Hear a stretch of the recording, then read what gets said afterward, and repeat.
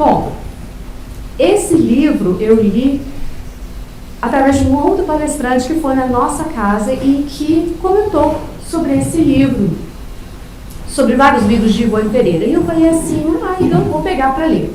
Quando eu peguei para ler, eu fiquei impressionada, não conseguia parar de ler. E vi que tinha uma trilogia realmente, e logo depois desse tem o Cavaleiro de Núñez e o Drama da Bretanha. Então eu vou falar sobre o primeiro livro para vocês ficarem mais animados para pegar os outros. Eu comecei com essa pergunta, e você o que faria? Porque todo o tempo que eu estava lendo esse livro, eu sempre me imaginava o que será que eu faria na situação dessas pessoas que estão passando por esse drama. E aí eu fiquei pensando, né? Depois que a gente tem um conhecimento espírita, qual seria a nossa posição, nosso posicionamento nessas situações parecidas com as deles. E é uma história de um coração, né, como diz aqui no fim do livro, que não consegue perdoar um erro muito grave cometido contra ela. E será que a gente está nesse momento, né? Algum erro muito grave cometido contra nós? Será que a gente não está conseguindo perdoar? E como é legal a gente ter a doutrina espírita, os romances que vão nos orientar e mostrar em outras pessoas o que aconteceria com essa falta de perdão, né? Com esse comportamento de não perdoar, para a gente ter uma ideia e não ter que passar pelo sofrimento que eles estão passando. Então vamos começar. Eu vou falar de alguns pontos importantes nesse livro, e um deles é a fé cega.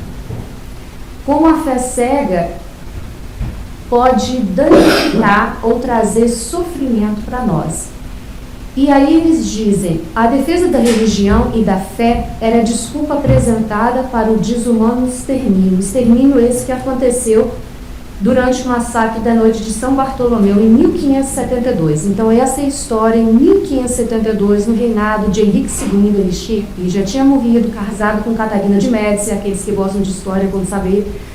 E o filho dele, né, estava reinando e estava na época da reforma protestante, que começou a acontecer na Alemanha, através de Martim Lutero.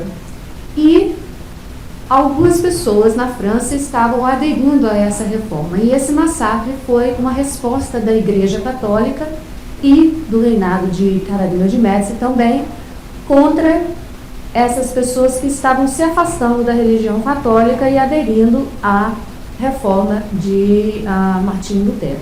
E o que acontece? Nesse dia, nessa noite de 24 de agosto, mais ou menos de 5.000 a 30.000 pessoas foram mortas, brutalmente mortas na cidade de Paris e em outras cidades francesas da redondeza. O medo foi instalado, foi uma coisa muito brutal e muito ruim, que ainda reverbera ainda 400 anos depois. Então esse é o palco do que vai acontecer. Quais são esses perigos dessa fé cega? O primeiro a gente já viu, que é uma matança. E o Espiritismo prega justamente a fé raciocinada em todo momento, que é interessante porque a gente é chamado a questionar tudo que está acontecendo conosco. Especialmente é importante nós não cristalizarmos as nossas opiniões, para que a gente tenha a mente aberta para ouvir a opinião do outro. 5.000 a 30.000 pessoas foram mortas porque apresentavam uma opinião diferente da que estava sendo aceita na época. Que coisa doida se hoje em dia a gente não conseguir aceitar uma opinião diferente de uma pessoa que convive com a gente, do nosso vizinho, do nosso familiar. É uma loucura o que aconteceu naquela época. Então, por isso que a gente não pode ter essa fé cega ou essa opinião cristalizada, que a gente possa sempre estar aberto a questionar e ouvir o ponto de vista do outro e respeitar. Então, em 10 de agosto, um pouquinho antes dessa noite, o oficial Reginaldo de Truz leva uma carta de Luís de Narbonne a Carlos Felipe II. Luís de Narbonne, na época, era o chefe da guarda da rainha, e ele acredita-se que era filho bastardo de Henrique II, ex-marido da rainha Catarina de Médici. Ninguém sabia se era verdade, mas ela tinha muito medo que ele reivindicasse e tomasse o trono dela e dos filhos dela. Esse Luís de Narbonne era conhecido como Capitão da Fé. Ele foi criado por Monsenhor de B, que ele era da igreja na época, né? Uma grande pessoa dentro da igreja. E ele foi criado num convento por ele como se fosse filho. E ele defendia muito a fé. Ele diz até no livro que ele era um fanático, mas um fanático com boa intenção. E eles comparam ele a Paulo de Tarso. Que Paulo de Tarso, ele defendia muito a sua religião contra Jesus, até quando ele conhece Jesus. E é mais ou menos o que acontece com Luís de Narbonne. Ele defende muito essa religião, ele é muito fanático, até quando vai acontecer outras coisas que vão levar, né? Ele é uma pessoa honesta e tudo. Mas ele manda essa carta a Carlos Felipe II, falando, Carlos Felipe II, ele era da família Bretencourt de La Chapelle. E essa família Bretencourt de La Chapelle morava no nordeste da França. E eles eram 5 pai, mãe, 5 irmãos e uma irmãzinha caçula. E eles eram adeptos à reforma. Muito cristãos, auxiliavam todos ao seu redor. E ele disse, Luís de Narbonne, em consideração à sua família, aos seus antepassados, eu estou te alertando para sair da França, porque vão acontecer, mas vamos tomar medidas. Ou vocês saem da França e abandonam, ou abandonam a fé da reforma e são batizados novamente na Igreja Católica. Ou coisas ruins vão acontecer. E quando esse Reginaldo de Troyes chega lá, o Carlos não estava em casa. Ele ficou 3 dias nas redondezas pregando e auxiliando os camponeses, porque ele também era médico. E olha só como o perigo da fé cega é. O que esse Reginaldo de Troyes observou que ele achou que era uma ofensa gravíssima contra a igreja e contra o reinado de Catarina de Médici. Ele observou que ali naquela casa, durante os 3 dias que ele participou da rotina, eles ousavam tratar do Evangelho de Jesus Cristo durante o serão da noite, o que certamente seria abuso sacrílego. Que não se submetiam a nenhum dogma ou práticas religiosas recomendadas pelo rito romano. Preocupação com a forma e não com o conteúdo. Que não existia capela ou campanário no castelo, o que seria um assinte ou desrespeito, imagina. Que não havia um capelão oficiante, sequer vestígios do culto católico, o que seria heresia. Que o solar era frequentado, imagina, diariamente por vizinhos e colonos que iam estudar a Bíblia e aprender as letras, serem alfabetizados com a família reunida em assembleia como escola, e a qual se arvorava em preceptora das massas, visando a atraí-las para o culto da reforma, e que, portanto, os Bretencourt de La Chapelle eram positivamente nocivos, não apenas ao governo de Carlos IX, como principalmente à igreja.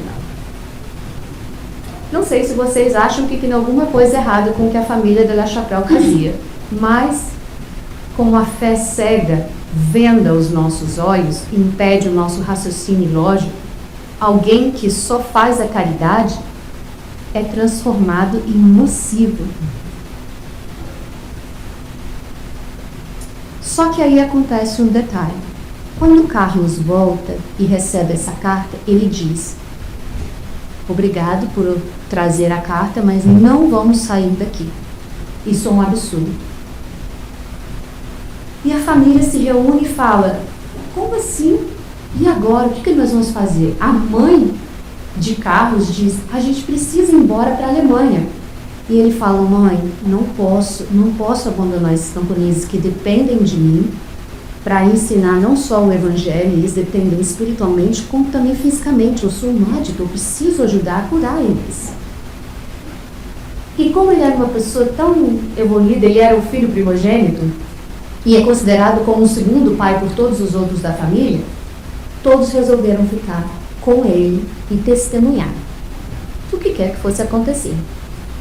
A não ser a filha caçula. Eles concordaram que a filha caçula, Ruth de La Chapelle, seria enviada para ficar com a futura noiva de Carlos, Otília. Então foi feito isso. O que acontece no dia do testemunho? Eles acham que não vai acontecer mais nada, porque passou-se um tempo e acabou tudo bem. Só que aí chega Luigi Narbonne com sua cavalaria e começa a destruir tudo que vê pela frente e a matar todos. Pais, mães, crianças, qualquer um que via pela frente, em nome da religião. E eles chegaram lá vestidos com uma cruz branca na frente. Carlos estava pregando nessa obra, fazendo um estudo, do evangelho, entregando. E ele se dá... Hã? É o Carlos IX? Não, esse é o Carlos II. O Carlos IX, ele era o filho da rainha. Mas o Carlos II é Carlos Filipe II. Então, esse era o da reforma. Da família Bretembourg de La Chapelle. Aí o que acontece? Ele percebe que eles todos vão morrer. Ele ainda argumenta: deixa que eles vão embora. Eu é que estou ensinando essa doutrina, esse evangelho de Jesus. Eu que estou falando. Me prenda. E ele levanta a espada, Luigi Narbonne, e orienta os seus soldados a atacarem. Antes, quando ele ouve os barulhos lá de fora, Carlos fala para as pessoas ao redor: tem de bom ânimo, irmãos. Eles estavam preparando eles. Jesus estará conosco. Soou o momento do nosso supremo testemunho. Lembremos-nos dos primeiros cristãos que, por amor à palavra do Mestre, morreram sorrindo e cantando à frente dos leões. O Senhor honra-nos com a glória do martírio por seu nome. Conhecemos a sua verdadeira palavra. Até aí tudo bem. Só que ele acrescenta: porque nós conhecemos a verdadeira palavra de Jesus, estaremos, portanto, preparados para sabermos morrer, perdoando aqueles que nos ferem. Aí eu fiquei parei nessa parte, eu falei: nossa, ele não só sabe que ele vai morrer, ele sabe da responsabilidade que ele tem com aquelas pessoas a quem ele está ensinando, como ele tenta elevar o ânimo, falando: vamos dar graças por estarmos sendo provados em nome de Deus, em nome de Jesus, e por sabermos sobre a mensagem de Jesus, a verdadeira mensagem, nós temos condição de morrer perdoando esses que estão agora nos matando. Incrível. E aí o que acontece? Todos são assassinados, todos são mortos. Ruth, a irmã caçula, é a única que sobrevive. Ruth estava com Otília, que era noiva de Carlos II. E ela, Ruth, é orientada por Otília a se vingar. Ruth tinha apenas 18 anos. Otília não era muito mais velha, acho que 21 ou 25 anos. Então, muito jovens também, todas as vezes.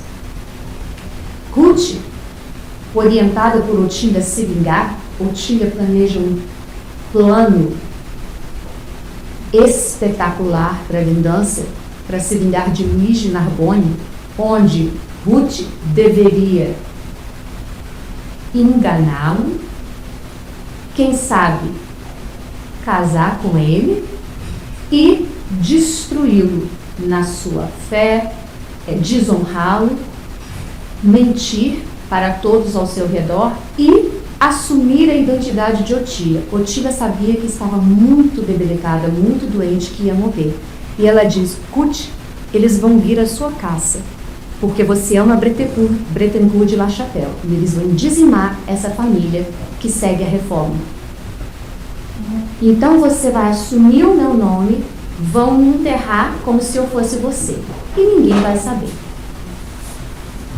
E a Ruth fala: mas minha Otília, reflete tu que tanto amaste o nosso Carlos, como atraiçoarei a minha fé e a honra da minha família, dando-me a uma aventura de tal natureza?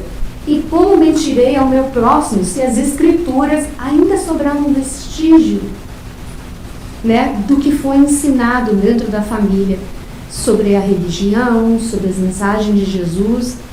Mas Otília diz: lembra-te que descendes de valorosos cruzados, faze-o pelo sangue generoso da tua família inteira. Aí começa uma espécie de lavagem cerebral que a gente sofre, a gente mesmo. Às vezes a gente quer se enganar com isso aqui que a Otília vai falar. Pensa no seu orgulho, sua família inteira, né, massacrada pelo detestável capitão. Faze-o pelo amor daqueles que te deram o ser e de cujos braços foste arrancada pelo execrado fanático. Aí a gente começa a xingar quem nos feriu, né? Faze-o pelo teu Carlos, teu segundo pai, que te amava acima de todos os afetos. Bem sei que não será empresa fácil, mas não esqueças de que, sem de Narbonne, tua família passaria despercebida como um huguenote.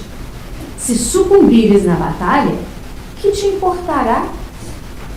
Para que desejarás viver se tudo se derruiu ao redor de ti, com o massacre dos teus e o aviltamento da tua casa? Viver agora somente será razoável para destruir de Narbonne.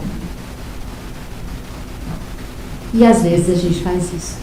Eu vou continuar vivendo, é esse desejo de vingança que vai me animar, que vai fazer com que eu consiga continuar na minha jornada, porque tudo foi destruído ao meu redor. E minha família, meus pais, meus irmãos, não sobrou nada. E é isso que vai me animar, esse desejo de vingança. E por quanto tempo a gente vê isso acontecendo? A gente esquece da nossa vida, da nossa jornada, da nossa missão, do que nós temos que fazer, o que temos que aprender aqui, para poder escolher uma vingança. A alma infeliz é uma coisa que eles dizem no livro depois, que não sendo bastante generosa e heróica para perdoar. As duas estavam muito infelizes com o que tinha acontecido, mas não foram generosas e heróicas o suficiente para perdoar e esquecer as ofensas recebidas e voltar-se para o amor do Pai Todo-Poderoso, em cuja crença encontraria refrigério, encontraria o alívio para todas as desgraças e opressões. O pensamento que, harmonizando com essas revoltas do coração descrente, quando o coração para de acreditar, e o pensamento, harmonizando com essas revoltas, prefere irradiar sinistras correntes transmissoras de sentimentos ímpios, aborrecidos, necessariamente para si mesmo, atrairá correntes outras, afins com as que de si partiram, com estas se enlaçando em conluio de vigorosos incentivos, até as explosões máximas das realizações criminosas, mentalmente criadas em momentos sombrios de desesperações. Ou seja, esses pensamentos vingativos, emanando de nós, começam a atrair pensamentos e vibrações similares. E aí começa uma simbiose, uma obsessão daqui e obsessão de lá, né? Uma influência daqui e uma influência de lá negativa, do mundo espiritual e do mundo encarnado, né? Do mundo físico aqui. Então, para a gente tomar cuidado, porque esses pensamentos nossos estão achando pensamentos parecidos e que vão potencializar esse desejo de vingança. E foi isso que acontece com a Ruth. Aí, vou pular uma parte bem grande, a Ruth consegue. Ela consegue, com a sua beleza, com a sua simpatia, com a sua delicadeza, uma pessoa estudada, sabia música, sabia tocar, cantava, ela encanta Luís de Nardão, que acredita ser ela Otília. Ela é o amor da vida dele. E esse amor mais tarde vai salvá-lo. Mas ele é perdidamente apaixonado por ela. Ele desposa Otília, que é Ruth na realidade, casa-se com ela, e é claro, ela o trai. Como? Ela o entrega para a rainha Catarina de Médici, porque Catarina de Médici já não simpatizava com ele por achar que ele era fruto de um relacionamento que o rei Henrique II, seu marido, teve fora do casamento. Então ela queria destruir Luís de Narbonne, mas não sabia como. E Ruth entrega-o de bandeja. Ele é preso sem ninguém saber, mandado para na catacumba, tipo assim, masmorra, né? Para as masmorras que tinham embaixo do castelo de Catarina de Médici, que ninguém sabia, achavam que tinham sido fechadas, e ele fica lá durante quase 3 anos, num espaço aonde o chão era molhado, úmido, ele não conseguia ficar em pé completamente, não tinha nada para ele se sentar, porque era úmido, e ele fica ali com mais ou menos 3 anos, até desencarnar. Nós vamos encontrar Luís agora desencarnado e a gente vai falar sobre os acontecimentos. Ele sai de lá, da masmorra, achando que estava vivo, achando que tinha sido libertado.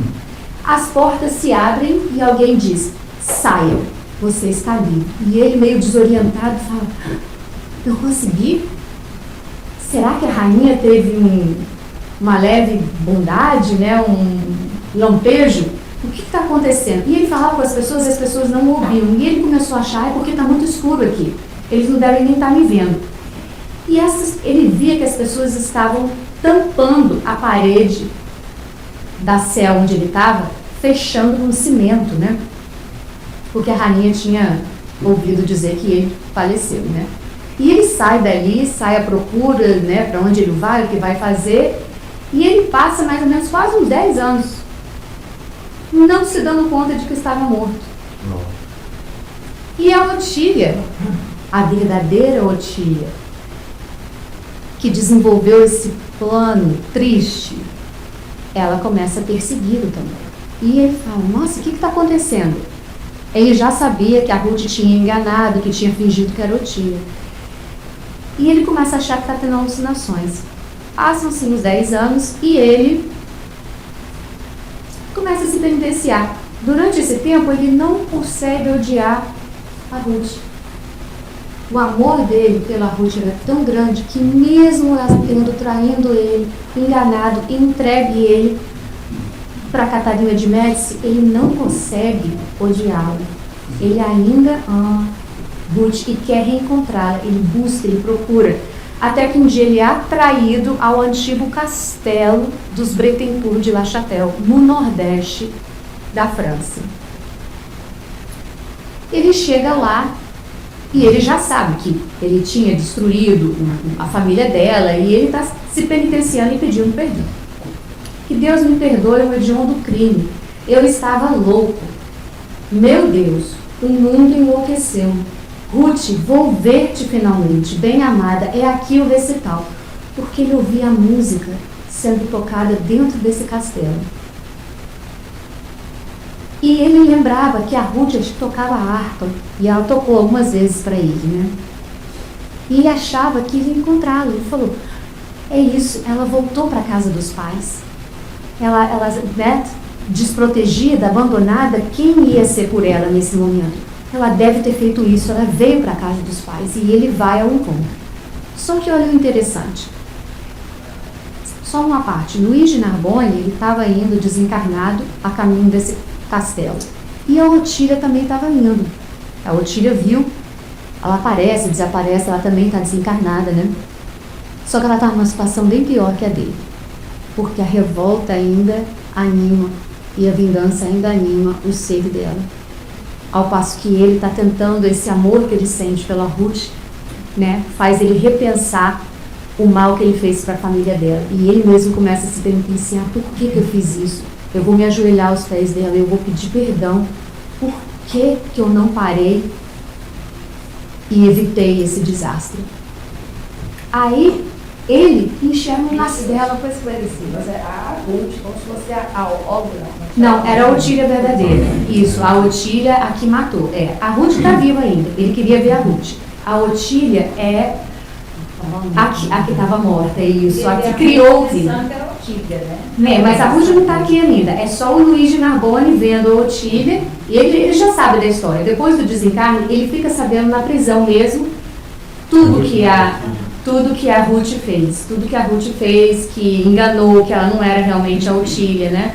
Mas é a Otília desencarnada. A Otília não consegue ver o castelo, ela só vê ruína. Ele já entendeu que está morto? Não tanto.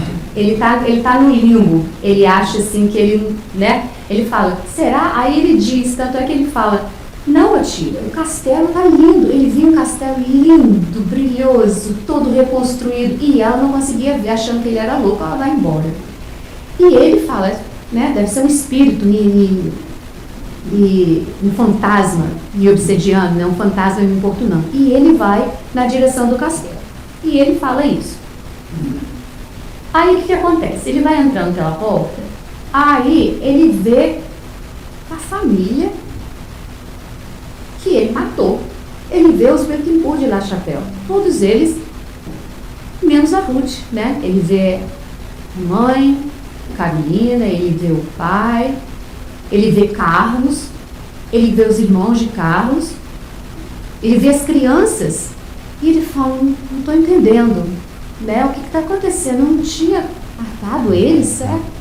Mas o que está acontecendo? Carlos se aproxima dele e fala, vem, Luiz, há quanto tempo nós te esperávamos, irmão querido? Então, não nos reconheces? Seriam porventura santos? Então, poderia haver santidade fora da igreja que tanto amara? Ele já está começando a questionar agora. Será que eles também são bons? Porque ele achava que só dentro da igreja que as pessoas seriam boas. As pessoas que não eram da igreja católica eram ruins. Não seriam todos os huguenotes, então, odiosos como Otília de Lugini e traiçoeiros como a linda Ruth? Aí ele se dá conta. Perdoai, Deus. Meu Deus, perdoai-me. Massacrei aqueles mesmos que meu coração tem amado através dos tempos. A família que não tive. A minha família, cujo amor vivia sepultado nos recolhos do meu coração, como saudade incompreensível e torturante. Perdão, meu Deus. Perdão, eterno Deus. Ele se dá conta, já que era a família dele de vidas passadas. Qual? Era a mãe dele, Carolina, era o pai, eram os irmãos, que tinham sido sua família em outras encarnações, mas por causa de programações reencarnatórias, ele veio sem pai, sem mãe, órfão, e ele, no momento que ele ia matá-los, ou dizimá-los, ele ainda teve aquele momento de pensar, parece que é alguma coisa errada, mas ele executa-os do mesmo jeito. E ele sai gritando, chorando, desesperado e se embrenha na floresta.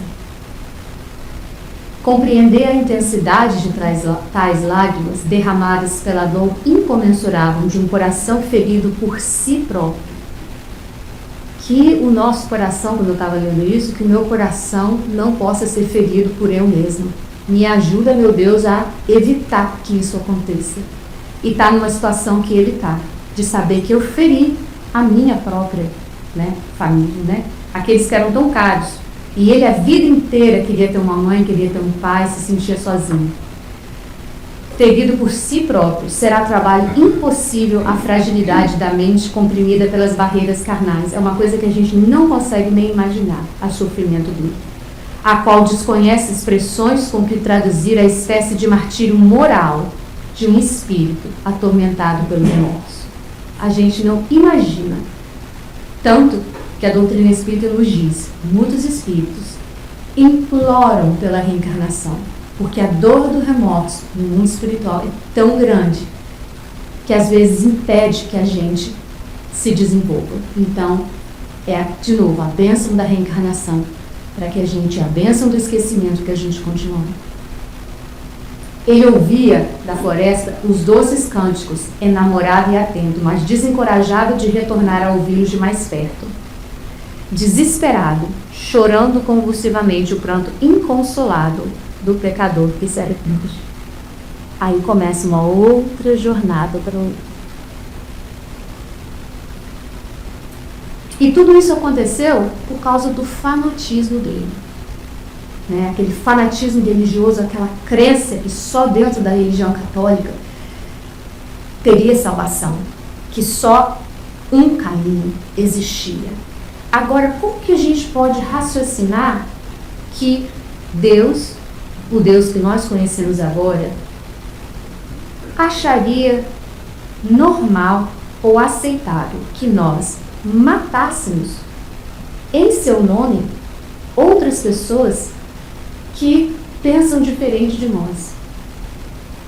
Assim, a gente quando volta, né? Se a gente voltasse, se a gente vivesse nessa época, não sei, né? De repente vivemos, será que a gente teria essa crença? Será que a gente tem essa crença hoje em dia? Né? De querer destruir aqueles que pensam diferente da gente? Imagina, os ignorantes de Aeroflora, eles não contribuiriam. Não sei, né? Não sei mais, ó. Depois dessa eu tô falando, tô respeitando todo mundo, já tentava, agora mais ainda. Eu falei assim, não, tá todo mundo tranquilo, né? Estamos no caminho certo, a gente vai chegar lá. Mas olha que interessante que ele diz. Tinha uma cura, tinha um antídoto para esse fanatismo, e tem hoje em dia. Fanatismo que o amor ao próximo teria corrigido, equilibrando-lhe a razão e o coração. A falta da família que não conseguira possuir, como também evitaria que mais tarde, já habitando o mundo invisível, passasse pelo vergonhoso desespero de constatar que, por não ter sabido devidamente respeitar e amar a pessoa do próximo, ferira de morte aqueles por quem contrariamente teria dado a cópia. Então ele sentia falta dessa família que ele não conseguia possuir. Mas se ele tivesse esse amor ao próximo, como Jesus ensinou, amar a Deus sobre todas as coisas e ao próximo como a nós mesmos, nós nunca vamos correr o risco de magoar, de ofender, de matar alguém que não é da minha família e depois desencarnado e descobrir que foi meu pai e minha mãe que eu matei numa vida, né? Meu pai e minha mãe de uma vida anterior. Que tristeza seria isso. Então o antídoto é a caridade, o amor ao próximo. Ama o seu próximo, porque o seu próximo de hoje, que não é seu irmão, que não é sua irmã, que não é seu pai, que não é sua mãe, vai ser no futuro ou já foi no passado. Não é à toa que a gente encontra as pessoas que a gente encontra, que a gente está nos lugares que a gente está. Existe uma sintonia. Piorou. Porque ele volta para lá, a mãe dele, depois de alguns anos, ele volta, ele se sente atraído, a mãe o abraça, e ele olha mais profundamente umas crianças que se aproximam dele. E ele se dá conta. Sim, foram teus filhos, a quem muito amaste em passadas vidas, a quem continuas amando eternamente como espírito. ele matou também os filhos deles. Para quem tem filho, imagine. Você se dá conta que você matou os seus filhos, sem dó nem piedade. Eram filhos de uma reencarnação anterior e você, nessa reencarnação, não se lembrava e matou. Para evitar situações dolorosas como a tua, isso sua mãe falando para ele, né? No mundo espiritual, meu pobre Luiz, deu-nos o Criador o código supremo da sua lei, que prescreve o mandamento máximo do amar a Deus sobre todas as coisas e ao próximo como a si mesmo. Pois aquele que devidamente respeita a Deus e ama o próximo, incapaz será de uma ação ofensiva contra que quer que seja. Incapaz será mesmo em migrações terrenas, reencarnações, em que os interesses espirituais o obrigarem a reencarnar desacompanhado dos seus entes queridos, de feri-los de forma irremediável, como lamentavelmente acabas de fazer para a tua própria desventura. Vê, Luiz, que a lei suprema protege a evolução da criatura. Deus ainda provê por isso, para ela traçando felizes roteiros conduzentes à paz de consciência, que é também a plenitude da observância dos seus postulados. E que a própria criatura, invigilante e impulsiva, deles se desviando, presa às suas paixões, e que para si própria que escancare os abismos da dor, dos quais se não erguerá enquanto sua consciência permanecer desarmonizada consigo mesma. Nossa responsabilidade. Não gosto de falar nossa culpa, mas nossa responsabilidade. Nós erramos porque nós nos desviamos dos roteiros que Deus tem para nós, dos ensinamentos que Ele tem, presos às nossas paixões, desejo de orgulho, desejo de vingança, desejo de posse, desejo de poder. Não amentes excessivamente, ele está sofrendo, mas ela fala, meu filho, não amentes excessivamente desse passado em que acabas de sucumbir à tentação do poder arbitrário do fanatismo sectarista. Cogita antes de adquirir forças para a reabilitação que se impõe. E tem esperança e ânimo forte, que o Senhor saberá prover o de que necessitares para poderes vencer. Você sofreu, meu filho, você chorou. O que você fez foi abominável, mas não adianta continuar se lamuriando. Agora é importante focar no futuro, focar na reabilitação, no recomeço, na oportunidade de resgate. Então mostra aí que a gente não pode se deixar ficar na dor, né? Como eu sou uma pessoa ruim, eu não mereço nada de bom, como é que eu fiz? Matei meu pai, matei minha mãe, matei meus filhos, matei todo mundo. Eu sou abominável, não tem salvação para mim. Ela fala, não. Foca suas energias, foca sua mente na oportunidade que Deus vai te dar. Porque tem salvação. Aí a gente vê a Ruth. Ruth estava viva nessa época. Só que a Ruth não consegue ser feliz. Claro, depois que ela entrega, porque ela também tinha um conflito dentro de si. Ela gostava do Luiz de Narbonne. E ela pensava, como eu posso gostar de uma pessoa que matou minha família inteira? O amor dele era tão grande por ela, que ela, né, carinho e tudo, e ela tinha esse conflito, ela queria destruir, mas ela também amava, aí ela fica com aquele remorso de ter entregue ele, porque ela sabia que ela entregou ele para a morte, né? E ela passa o resto dos seus dias, que foram não muitos, poucos anos, e ela desencarna. A situação dela é um pouco diferente no mundo espiritual. E ela se revolta, porque ela não consegue ver a sua família além do pai e da mãe. Ela não consegue ver Carlos, que era aquele irmão que ela idolatrava. E ela percebe que Luiz de Narbonne está tudo bem com ele. Como assim? Pessoa que destruiu minha família, destruiu tudo. E ela diz, onde a justiça decantada daquele Deus de quem outrora me falava? Vejo minha família tão amada, dizimada por uma corte de miseráveis. Um miserável que a comanda, mais carregado de infâmias que os demais, e rompe um dia pelo meu lar adentro, até então risonho e feliz. assassina cruamente os meus entes mais caros, eu fico só no mundo, desamparada e desgraçada aos 18 anos, vingo-me do odiento assassino, e ao findar o balanço das responsabilidades, o desgraçado destruidor de vidas pode gozar da convivência da minha família, a mesma por ele trucidada, porque também é a dele mesmo, desde vidas passadas. Meu Carlos protege, educa-o, consola, enquanto eu sequer poderei entrevê-lo a ele, Carlos. Olha o desespero dela. Ela começa a se dar conta, mas não quer aceitar, né? Que tudo que ela fez, essa vingança, foi em vão. Olha que coisa doida, né? Às vezes a gente quer se vingar e às vezes tem horas que a gente fala, nossa, mas não está me trazendo a felicidade que eu imaginava que iria me fazer. E ela começa a se dar conta como espírito. A mãe dela, que é a única que consegue chegar até ela, né, por bênção divina, orienta ela, fala, minha filha, só tem uma maneira, né, de você sair desse problema, de você melhorar, que é através da reencarnação. E ela diz, trata-se de renascer outra vez sobre a Terra, para um estágio não muito longo, porém trabalhoso, rigoroso, no qual expiarás o crime atroz contra Luís de Narbonne. A traição ao Evangelho, o descaso pela própria honra pessoal, a infidelidade a todos os princípios do bem.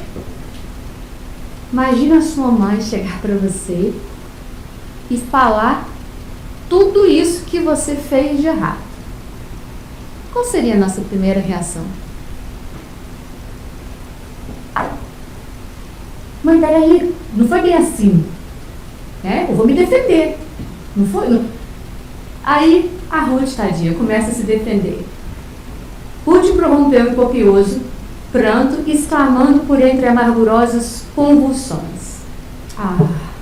Foi por amor de vós que pretendi castigar Luís.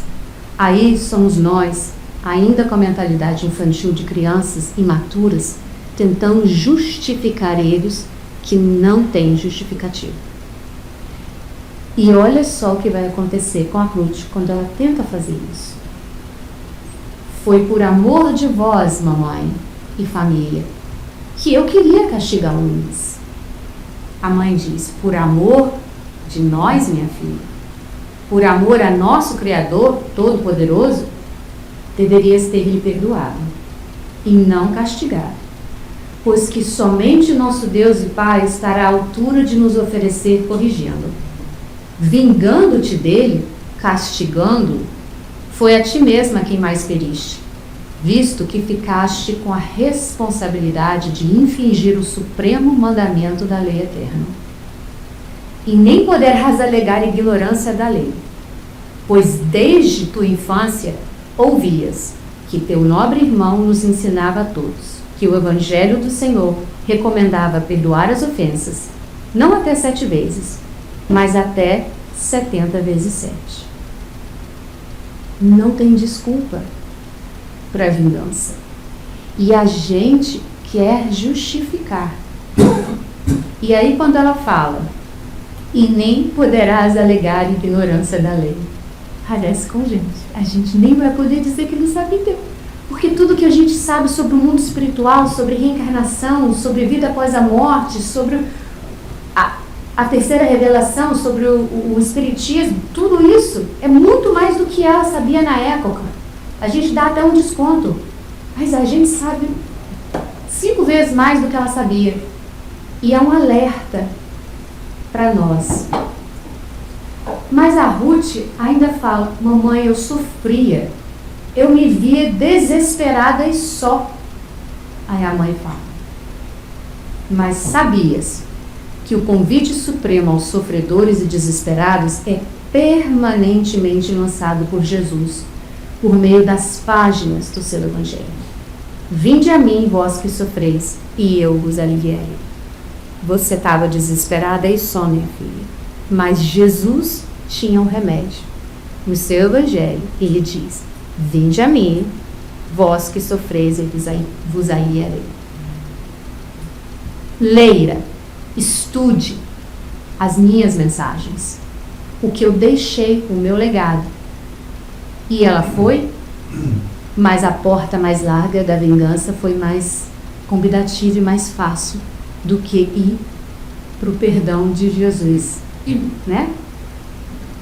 Que perdoou aqueles que mataram ele na cruz, e Jesus não tinha culpa de nada, né? Mas a Ruth ainda tenta, que nem a gente. Mas eu era tão jovem, querida mamãe, e depois da vossa morte não houve quem me aconselhasse. Aí a mãe diz: Deus jamais nos deixa órfãos, a sós, minha querida filha. Sua misericórdia se utiliza daqueles que nos cercam para nos auxiliar nas horas difíceis. Gregório e Blandina eram servos que ficaram junto com ela durante a sua jornada toda. E em vários momentos eles tentaram alertá-lo, porque eles também foram ensinados dentro da reforma, através dos ensinamentos de Carlos, e eles sabiam que o que ela estava fazendo era perigoso e era errado e era contra as leis de Deus, e eles constantemente falavam: minha querida, minha filha, não faça isso, e tentaram dissuadi-la. Gregório e Blandina, não obstante serem humildes servos, eram inspirados pelos céus para te aconselharem em nossa ausência, a fim de que te detivesses no declive em que voluntariamente te precipitaste. E Monsenhor de B foi o religioso que criou, com todo amor, Luís de Narbonne como se fosse filho, e ele descobre a trama de Ruth. E no último momento, ele chega até ela, ele descobre que está com a vingança, porque ela quer se vingar, e ele fala: aqui tem dinheiro, vai embora, não finalize a sua vingança, não destrua Luís de Narbonne, que é tão caro para mim. Vai embora, eu te perdoo, e aí eu cuido dele, eu não deixo que ele vá atrás de você.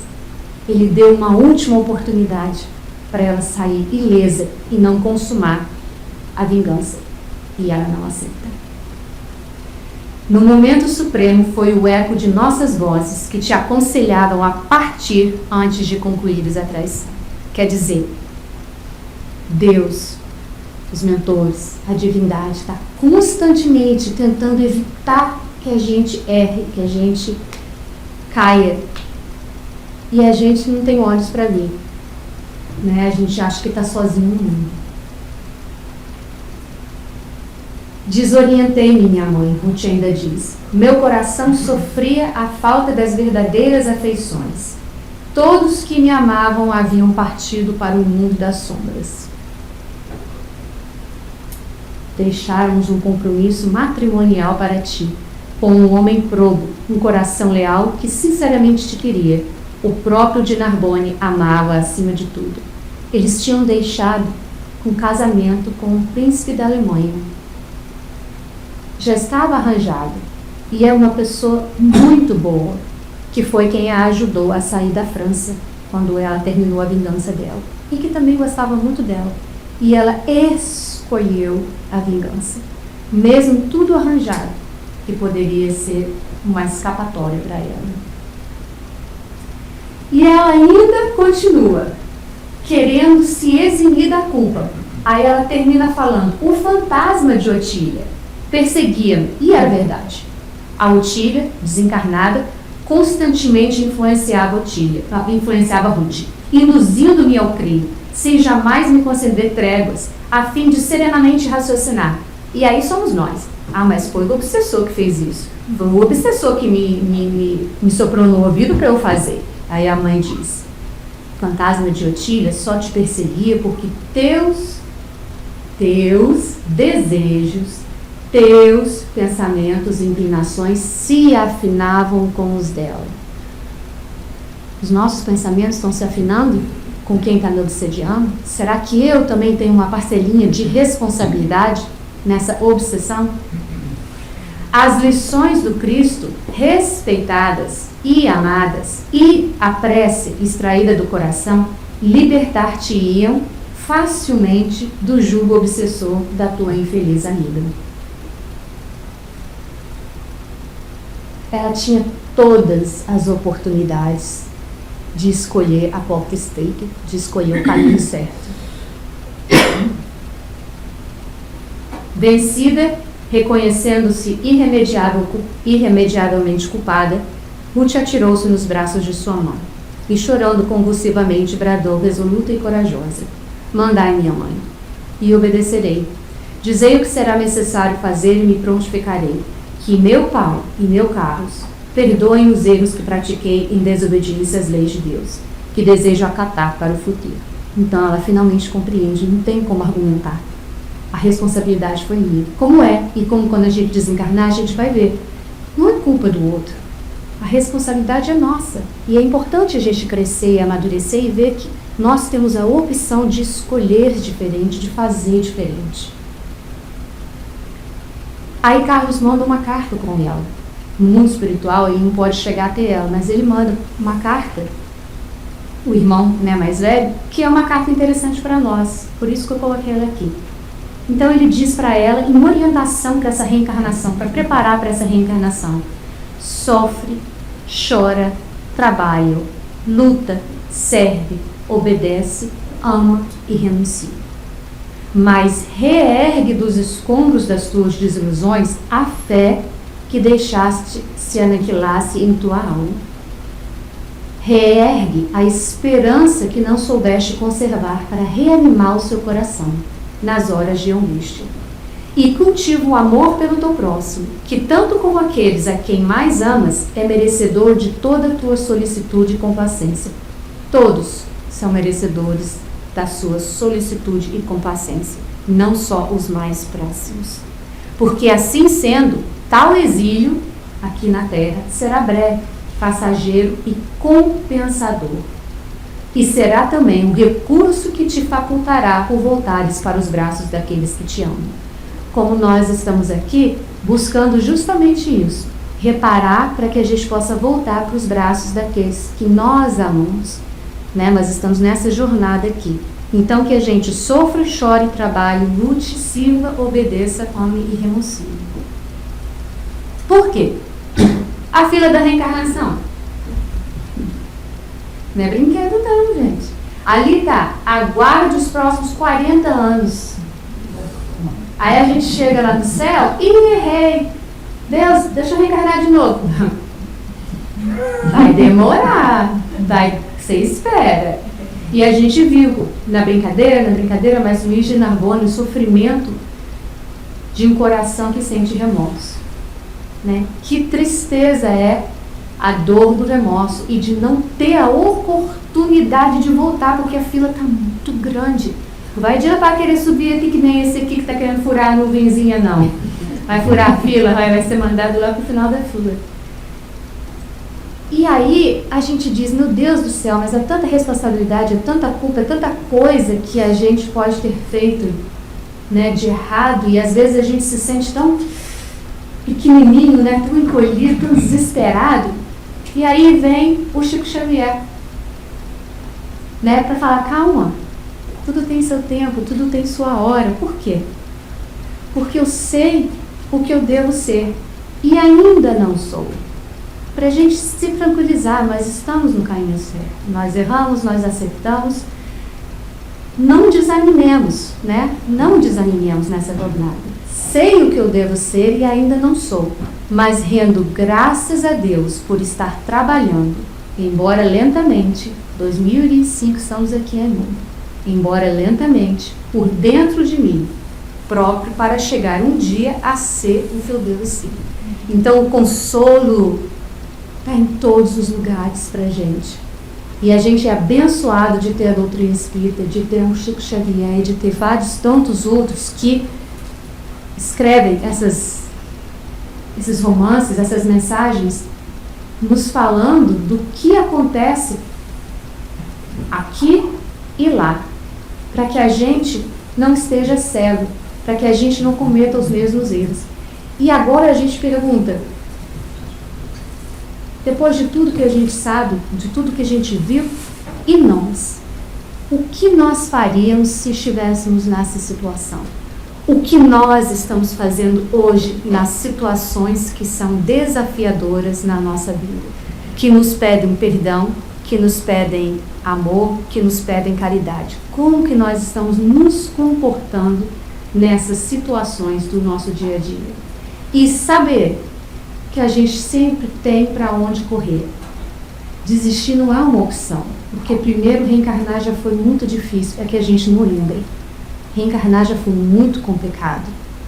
Desistir não é uma opção. Por quê? Porque Deus colocou tudo ao nosso redor, para que nós sejamos bem-sucedidos. Que nós possamos abrir nossos olhos e enxergar todas essas bênçãos que estão colocadas ao nosso redor, em todos os lugares, não importa onde estejamos. Lembrem dos conselhos da mãe de Ruth. Tudo foi colocado ao seu redor. Você não estava sozinha, você não estava abandonada, você não estava desamparada, mesmo você estando sem seus pais, sem seus irmãos, sem sua casa, sem nada. Você nunca esteve desamparado. Então, muito obrigada por me ouvirem. Espero que vocês leiam esse livro. A história é muito boa e tem outros aqui. Vocês vão se apaixonar. Muito obrigada mesmo. Que Deus abençoe a gente.